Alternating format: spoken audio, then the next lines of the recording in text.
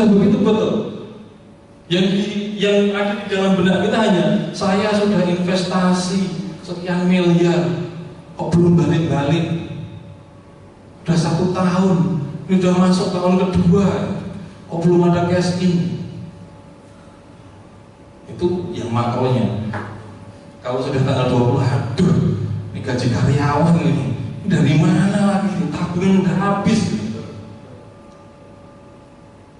Tapi kalau Anda konteksnya bisnis yang kecil tadi, Anda sebagai pelaksana sendiri yang coupling kecil-kecil itu masih bisa nahan. Karena itu memang kita sarankan kalau Anda mau mulai, ya mulai dari yang begitu. Jadi mulai dari tangga yang 1, 2, 3 naik ke situ. Siapkan mental Anda, siapkan pribadi Anda untuk nanti akhirnya di tataran yang lebih luas. Jadi ini legal, tadi teknis, rencanaannya sudah matang semua, sudah matang, kemudian pemasarannya sudah dibuat, nih divisi pemasaran juga bekerja, brosur dibuat, digital marketing dilakukan, iklan di koran sudah, gathering sudah, ini sudah, ya kalau sudah begitu sudah rahasia, sudah tawakal, tapi ikhtiar sudah dilakukan semua. Tapi yang penting di sini proses tadi semua yang saya gambarkan itu belum ada uang masuk. Karena Bapak dan Ibu belum jualan. Barang dagangan Bapak dan Ibu itu hanya coupling. Jualan Bapak Ibu itu hanya coupling ini dan rumah. Kalau ini belum ada transaksi, ya belum ada duit masuk. Kalau ini ada transaksi 1, 2, 3, 4 sampai 5, itu pun juga belum menutup gray area tadi, hiperbola yang terbalik tadi, parabola terbalik tadi, belum menutup. Karena itu bisnis properti ini akan menjadi sebuah bisnis yang nikmat manakala Bapak dan Ibu bisa punya pendamping, bisnis pendamping. Itu akan terasa nikmat. Karena keputusan-keputusan akan Bapak buat dengan kondisi emosi yang stabil. Bapak punya usaha kuliner seperti Mas Nur, usaha kulinernya berjalan, sehingga untuk sehari-harinya nggak mikir. Ketika dia mau sisi tanahnya dengan posisi yang tenang. Tapi kalau Bapak dan Ibu masuk di bisnis ini tidak punya core bisnis lain, ya saya sampaikan berat pasti. Saya tidak bilang nggak bisa berat, tapi pasti akan berat. Tahun ke tahun akan berjalan berat. Karena bisnis ini tidak bisa diselesaikan satu hentakan. Umurnya paling nggak setahun 2 tahun. Jadi kalau yang sudah punya profesi apa ya pertahankan itu, masuk pelan-pelan. Bukan berarti ini juga tidak fokus. Yang dimaksud dengan fokus itu adalah kita punya passion. Jadi di sini kita punya skillnya, punya kalau kita sebagai owner, kecuali kita sebagai pelaksananya, kita owner bisnisnya kok. Kita yang main, yang ngatur waktunya. Ngurus perizinan kan juga tidak dari pagi sampai malam kan gitu. Nah ini penting. Jadi setelah semua ini nanti izin sudah, teknis tadi sudah terbahas, nanti detail perhitungan bagaimana menjualnya dan bagaimana kita bahas. Sekarang kita akan masuk di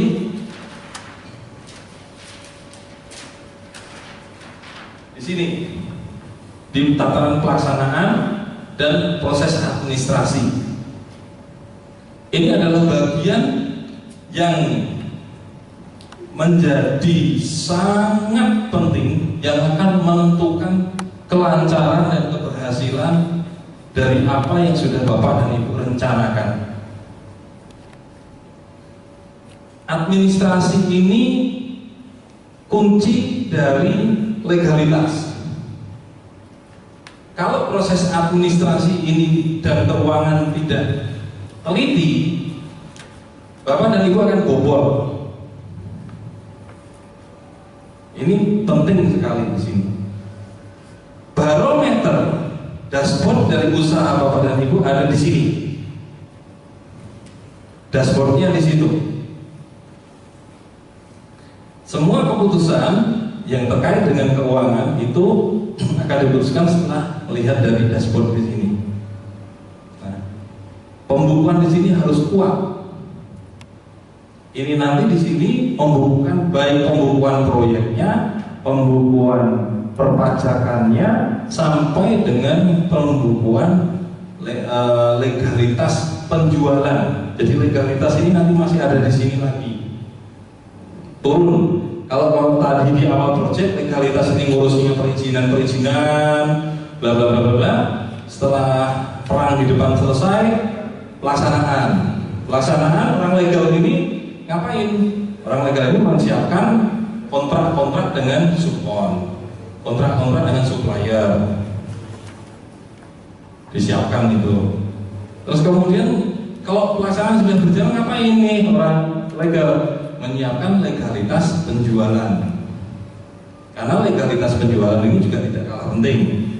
Nanti saya disampaikan urutannya. Apa sih yang dilakukan ketika kita sudah diagramatisnya ya? Ada penjualan, itu kita harus ngapain sih? Ada, nanti saya displaykan chartnya. Bisa saya ulas dulu. Kalau tadi saya sampaikan ada surat pesanan rumah, ya, ada surat pesanan rumah. Di situ di dalam surat pesanan rumah Bapak dan Ibu harus cek semua apa-apa yang menjadi program dari penjualan Bapak dan Ibu. Marketing Bapak dan Ibu harus paham betul di situ, karena itu menjadi pintu masuk pertama buat konsumen dengan kita. Kalau yang ditulis di surat pesanan itu terjadi kesalahan atau kekeliruan, resiko ada di kita, karena surat pesanan itu mengikat. Di situ tercantum mulai dari pemesan, luas kapling, bidang kapling, harga transaksinya, dealnya, sampai dengan bonus-bonusnya semua ditulis. Sehingga nanti tidak ada cerita konsumen komplain karena ada perbedaan persepsi pada waktu penjualan. Ini yang sering terjadi. Tidak ditulis, hanya lisan. Ketika terjadi transaksi, lo katanya saya dapat bonus home theater nih, kok enggak? Oh enggak pernah itu, lu pernah? Debat kusir, capek Pak, ada begitu.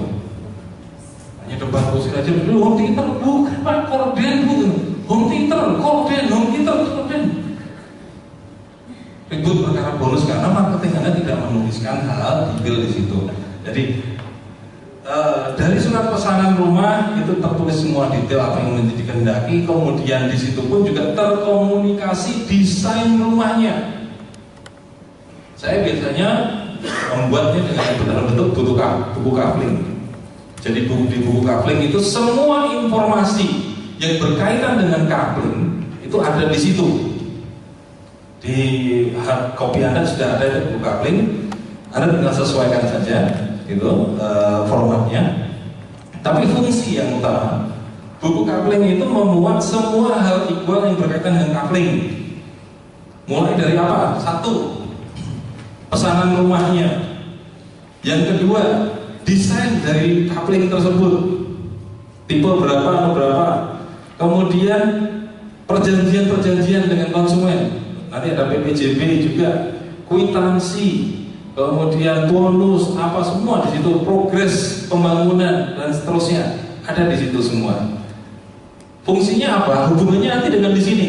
Ini ada teknis, ini ada legal, ini ada administrasi. Ketika buku kapling ada dan terarsip dengan baik di sini, konsumen nanti menanyakan apa-apa, orang teknis juga mudah, tinggal diambil kesepakatannya seperti apa, cocokkan di lapangan. Orang legal juga sama. Bapak dan Ibu janji di sini disepakati bayar bulan tanggal 15. Ini sekarang tanggal 16. Bisa nagih. Tapi kalau Anda tidak punya itu, Anda mau nagih gimana? Anda tagih tanggal 15, dulu saya bilang sama marketing tanggal 20 loh. Nah, ini supaya tidak ada kesemrawutan informasi. Karena profesionalitas Bapak dan Ibu sebagai developer akan diuji di situ. Ya, buku arsip kampung rumah itu di soft copy juga ada. Buku arsip kampung rumah diuji di situ. Ya, buku arsip kampung rumah itu di soft copy juga ada. Buku arsip kampung rumah. Nah, di situ nanti tinggal disesuaikan. Kalau di situ belum dirubah, Pak, di situ masih ada di bab pertamanya masih PSJB ya, perjanjian sementara jual beli. PSJB itu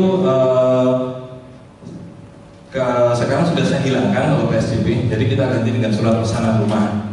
Karena kalau pakai PSJB, konon katanya secara legal nggak boleh sekarang, bahaya itu, jadi pintu masuk kita transaksi tapi belum ada objeknya. Jadi makanya PSJB kita ganti dengan surat pesanan rumah, itu lebih aman.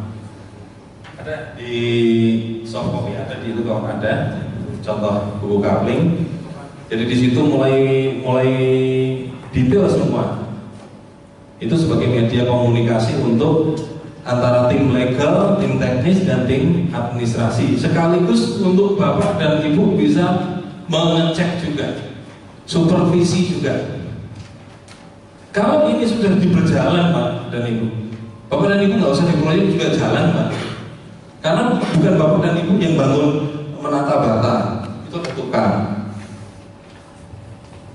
Bukan Bapak dan Ibu yang ngetik penawaran, bukan Bapak dan Ibu yang berflyer, tapi Bapak dan Ibu ini sebagai think tank-nya. Oh nggak jalan nih, pemasaran mesti gimana nih, cari rekanan, cari apa. Naluri bisnis ada di Bapak dan Ibu, bukan di staf atau karyawan Bapak dan Ibu. Kalau Bapak dan Ibu hanya pasrah dengan staf dan karyawan, juga nggak baik. Jadi beruntung kalau Bapak dan Ibu punya staf dan karyawan yang punya naluri bisnis. Biasanya itu nanti tambah lancar. Kalau sudah tambah lancar, biasanya nanti sebentar lagi staf dan karyawan Bapak Ibu itu akan mengajukan resign. Saya akan wira swasta sendiri, Pak, karena ternyata developer enak. Tapi nggak apa-apa, senang aja. Lagi masukin orang baru lagi, didik orang baru lagi, kan tambah senang. Ada orang maju yang kita dorong. Jadi itu proses ininya, proses dari tadi perizinan. Nanti setelah makan siang kita akan masuk di tadi pertimbangan set plan. Jadi kita akan balik lagi di sini. Apa sih detailnya yang dari set plan yang harus kita bahas. Ini kan kita bahas detail perizinannya dulu. Pemasaran nanti ada sendiri. Oke, sampai di sini ada yang mau ditanyakan dulu? Silakan. Ya, monggo.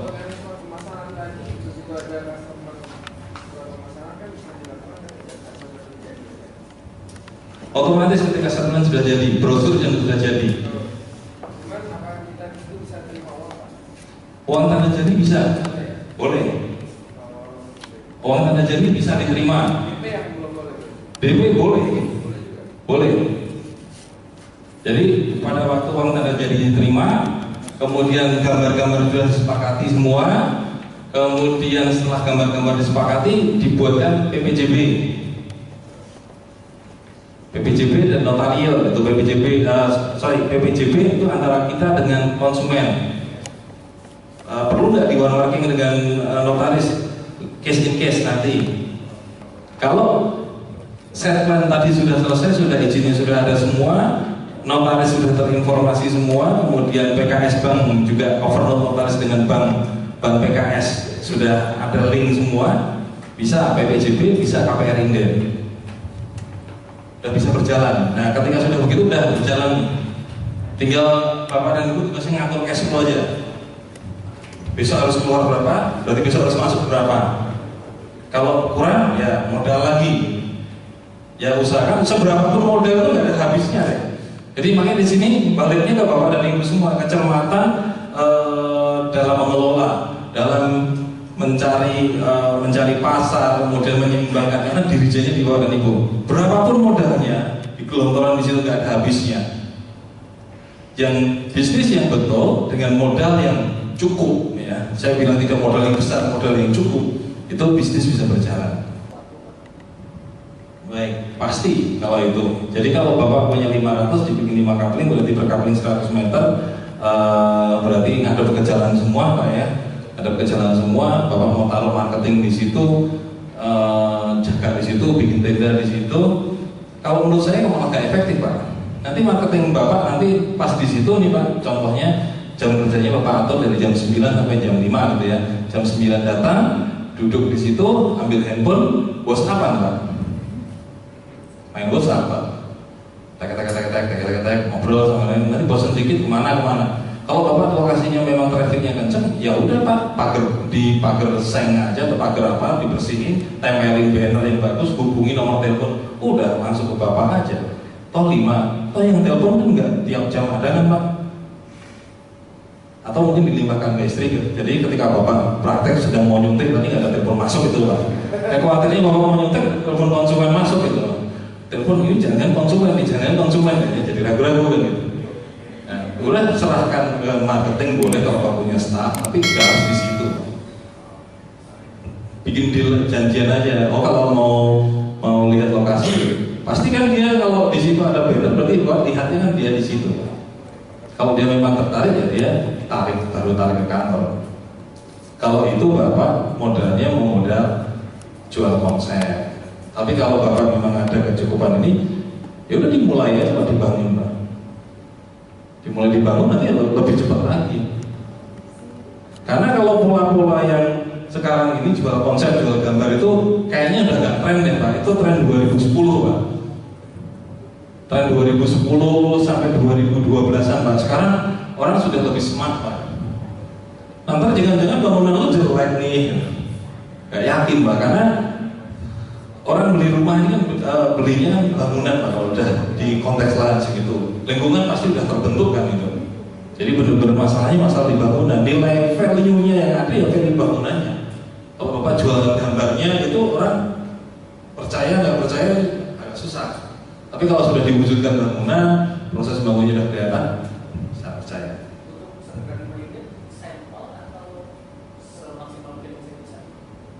Ya balik lagi Pak, saya yang nggak tahu kan ransel Bapak ada berapa Pak. Kalau ranselnya ada dan Bapak itu mau jual, itu bangunannya Pak. Bapak jual sekarang, jual nanti tetap bangunan Pak. Ya udah Pak. Kalau tetap bangun ya sudah dibangun aja kan 5 Pak. Kalau kita bicara 100 unit, ya itu baru Pak. Maintenance-nya seperti apa? Apalagi kalau itu trafficnya bagus, jalan bagus, ya bangun aja Pak. Apapun ceritanya, tetap bangun sih Pak. Kalau sudah bangun, sudah berdiri, dia KPR pun Bapak nanti juga lebih enak.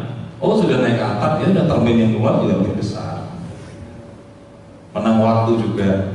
Jadi di sini yang perlu diperhatikan juga Bapak dan Ibu, proses penjualan properti itu tidak seperti barang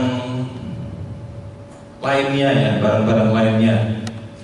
Karena contoh tanggal 1 Maret Bapak deal, orang pesan rumah atau orang deal beli rumah, tanda tangan surat pemesanan rumah tanggal 1, UTJ 10 juta, kemudian DP, contoh ini harga 500 juta, DP 20%, berarti 100 juta, 14 hari atau 10 kemudian DP masuk 100 juta. Terus yang selanjutnya bagaimana? Selanjutnya berarti kalau belum ada bangunan Bapak dan Ibu bangun itu 5-6 bulan. Ada nggak konsumen yang mau bayar di depan bangunan belum jadi? Ada. Banyak nggak? Nggak. Pilihan. Biasanya sudah kenal saudara. Nah, yang kenal dan saudara ini biasanya mau bayar di depan, tapi kalau ada kurang-kurang sedikit, cerewetnya mau lebihin teman Pak. Oh lebihin lagi. Pusing lah, pusing. Kalau bisa, kalau kata Jack Ma, kalau bisa jangan jualan sama saudara ke teman lah, lebih repot gitu. Ya sama Pak. Tapi kalau sudah ada bangunan, ya adanya seperti ini, dilihat sendiri, saya akan lebihkan, diterangkan, kalau cocok, ya monggo. Gitu. Tapi kalau rumah inden, rumah belum ada, itu sekarang ini sulitnya di situ, karena tidak jarang sekarang ini yang terjadi banyak customer yang tanda kutip tertipu gitu Pak. Jadi konsep itu kan banyak dipakai nih karena banyaknya seminar properti akhirnya dijalankan.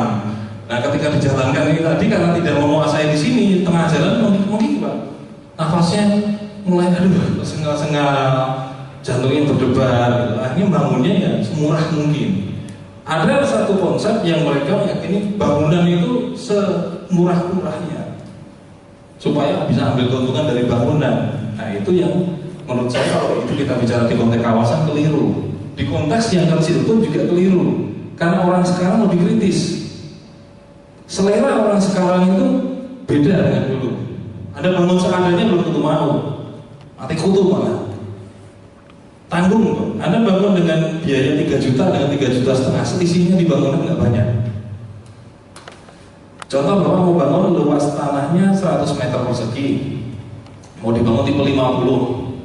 Kalau dibayar dengan anggaran 3 juta per meter, itu berarti 150 juta. Kalau Bapak bangun dengan 3,5 juta, itu bisa dapat detail yang lebih bagus. Ada batu alam, lantai bisa granit. Selisihnya 500 kali 50. Tapi nilai jualnya, value resale-nya bisa ditingkatkan lebih dari itu. Dari sekitar 500.000. 500.000 kali 50 berarti kan 25 juta. Berarti 175. Kalau tadi dibangun dengan 3 juta, 150, ambil tanah harga 1 juta berarti 100 juta tambah 150, 250 ambil keuntungan 20%, berarti 300. Kalau dibangun dengan budget 3 juta, 300 bisa jual 300. Tapi kalau dibangun dengan anggaran 3,5 juta, ini kita bisa jual di 400. Karena semua barangnya jadi kelihatan mewah. Padahal yang ditempelkan yang selisih 25 juta. Nah ini balik lagi naluri bisnis Bapak dan Ibu. Material dasarnya sama Pak, tenaga sama Pak, tapi kalau materialnya itu beda, jadinya beda. Desain itu nggak perlu macam-macam kok.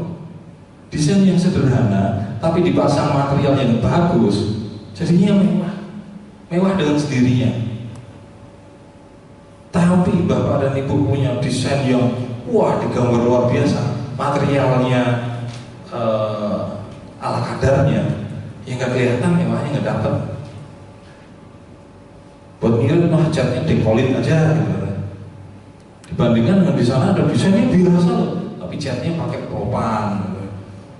Punya Bapak 6 bulan sudah pudar, di sana masih bersinar, jadi beda. Jadi anggaran pembangunan ini kalau saya sarankan sekalian lah, karena nilainya dibandingkan nilai tanah tidak seberapa, tapi itu akan ngangkat semua, ngangkat nilai jual, mengangkatnya tinggi. Anda keluar 25 juta, tapi Anda bisa naikkan harganya 50 juta. Nah ini Anda dalangnya apa ya? Anda yang tahu dapurnya, jadi Anda yang harus menentukan itu. Jangan tanya sama pelaksananya Pak, tapi gimana enaknya? Kasihnya Pak Mir. Pelaksana itu pokoknya dipelaksanakan, tapi Anda yang punya think tanknya. Anda yang harus berpikir itu. Anda yang harus menentukan. Putusan ada di tempat Anda. Ada lagi? Legal? Teknis? Oke. Ya, boleh. Kita singgung sebentar keuangan. Kira-kira kalau saya perbilang banyak ya Pak, kira-kira staf keuangan bagaimana? Tapi apa sudah berpengalaman atau baru, atau yang kalau pengalaman masih kecil besar gitu ya? Yang itu perlu cash flow gitu ya. Jadi apa bagaimana? Kalau staf keuangan yang paling penting Bapak dan Ibu memahami flow dari arus keuangan. Nanti saya jelaskan juga. Setelah itu Bapak bisa menjelaskan kepada operator yang paham mengenai keuangan, ya, itu nanti jalan. Pengalaman saya Pak, ini bukan promosi juga di sini. Kebetulan saya juga tidak punya lembaga itu. Kalau dari LP3I Pak, oke itu Pak. Lulusan LP3I yang akuntansi maupun yang level operator itu oke. Jadi saya senang sekali, mereka gampang Pak. Kita arahkan begini-begini, dia akan bikin rumus sendiri di Excel. Tek. Jadi begitu kita minta report apa itu udah tersaji Pak.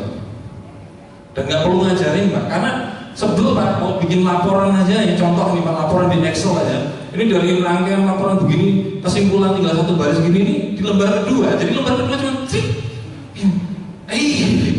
Panjang banget. Tinggal hal begini. Kalau dari lulusan LP3I yang saya pakai selama ini, oke. Jadi dia paham betul formatnya bagaimana supaya enak dibaca, itu udah siap kerja. Dan udah mahal Pak LP3I itu Pak. Nggak mahal, worth it lah. Artinya kita bakal lebih mahal sih, tapi worth it sekali. Kerjanya bagus. Jadi transfer knowledge-nya yang diajarkan di sana juga oke. Enak Pak. Nanti pembukaan saya yang saya lakukan semua dikerjakan anak-anak LPDKI ya, kita arahkan. Itu terstruktur. Jadi saya mau ngecek outstanding saya berapa di bank, pembukaan internal gitu. Masih sekian. Kapan bank ada pencairan lagi? Ada jadwalnya, udah ada semua.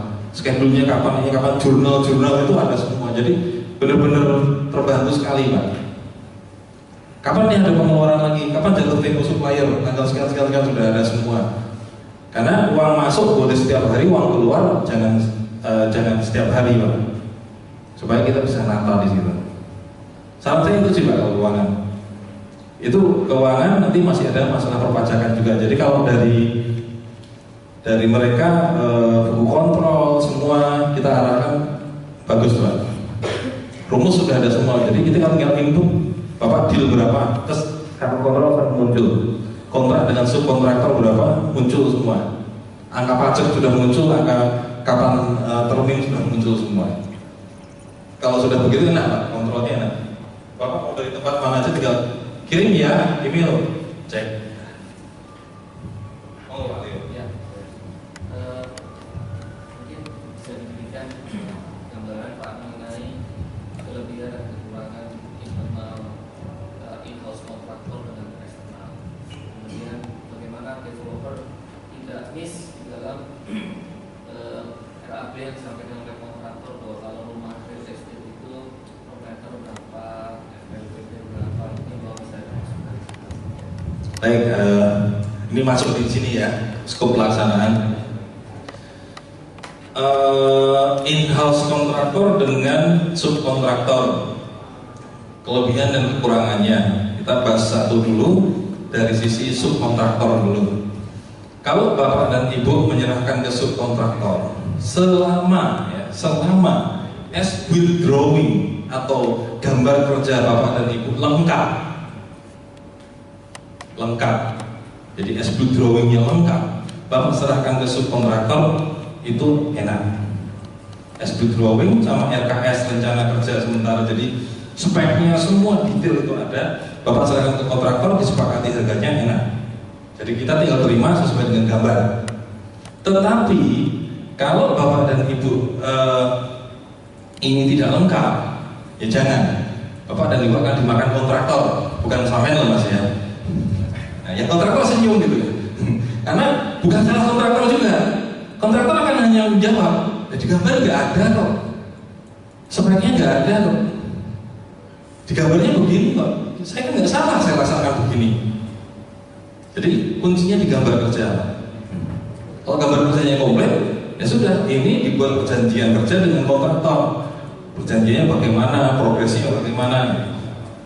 Ya kalau kita bicara di tataran kontraktor, teman-teman yang di kontraktor mungkin tahu.